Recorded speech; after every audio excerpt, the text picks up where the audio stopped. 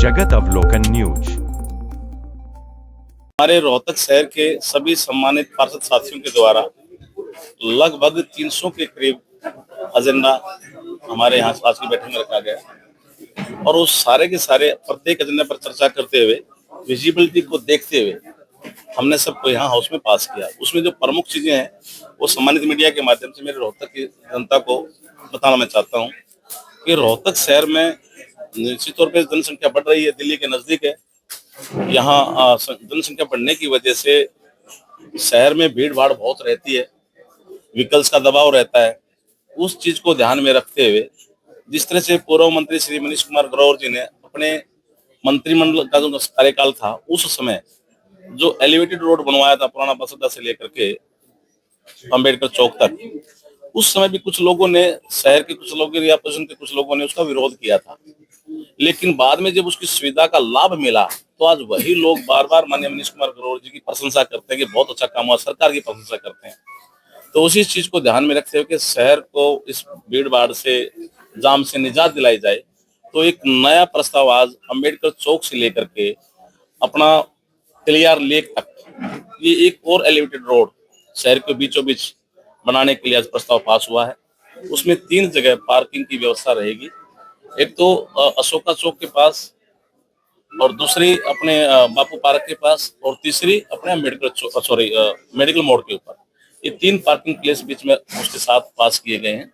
तो हम सरकार से आग्रह करेंगे कि टेक्निकल आधार पे सब चीजें बनवा करके इसका प्रोजेक्ट सरकार को भेज देंगे। पास हाउस में हो गया है और जल्दी एक नया बहुत सुंदर अच्छा प्रोजेक्ट शहर को भीड़ से निजात दिलाने के लिए अपने शहर में शुरू होगा। ये आज का एक प्रमुख मुख्य एजेंडा आज के बैठक का ये रहा। उसके अलावा जितने भी 22 के 22 हमारे वार्डों में 25 हमारे मनोनीत साथी पार्षद हैं, 25 पार्षदों ने जितने भी काम रोहतक शहर के लिए हमें बताए आज वो सारे सर्वसम्मति पास किए गए। भारत भूषण बत्रा है, वो भी पानी का मुद्दा उठा रहे हैं और आप भी आज काफी गंभीर दिखे, फिर भी पानी की समस्या सोल्व क्यों नहीं हो पा रही है और कितना टाइम लगेगा? नहीं, पानी की समस्या सोल्व हो रही है, हम बहुत आगे बढ़े हैं। ये तो निरंतर चलने वाला काम है। आज मान लिया पानी की किसी कॉलोनी की हम बात करें, कॉलोनी में पानी प्रॉपर चल रहा है, आउटर की कोई कॉलोनी है, वहाँ कोई नया कंस्ट्रक्शन का काम चला रहा है, कोई हैवी व्हीकल्स आ गया तो उस प्रेशर में, दबाव में कोई किसी लाइन में कोई पंचर हो जाता है, टूट जाती है, तो वहाँ दिक्कत आती है। तो ये निरंतर चलने वाला काम है। भारत भूषण जी जो विधानसभा में जो मुद्दा उठा रहे हैं, इतना मुद्दा उठाने का हाउस को वहाँ का मुद्दा नहीं था। ये हमारी लोकल छोटी मोटी समस्या है, निश्चित तौर पर इनका समाधान हो जाएगा। एक सफाई को लेकर भी जो है ना बड़े बड़े दावे किए जा रहे हैं, लेकिन आप वर्तमान में देखेंगे, मैं सम्मानित मीडिया के बंधु से कहूंगा कि मेरे साथ बैठे, मैं आपके साथ शहर में घूमने के लिए तैयार हूँ। अभी आपने स्वयं देखा, अखबारों में पढ़ा, आपके पास जानकारी सारी होती ही है। एक तो हमारा डोर टू डोर का जो टेंडर था वो काम मैच्योर होने के बाद लगभग 1 महीने से वो सुचारू रूप से अच्छे से काम कर रहा है। लोगों के स्वयं फोन आते हैं, बहुत अच्छा काम चल रहा है उनका, एजेंसी द्वारा, वो अच्छी एजेंसी और अच्छा काम कर रही है। दूसरा, एक जो कई सालों से पेंडिंग था कोर्ट के मैटर बीच में अस्तर के कारण, हमारा स्वीपिंग का जो टेंडर था वो हमारा मैच्योर हो चुका है और वो वर्क ऑर्डर मिल गया है।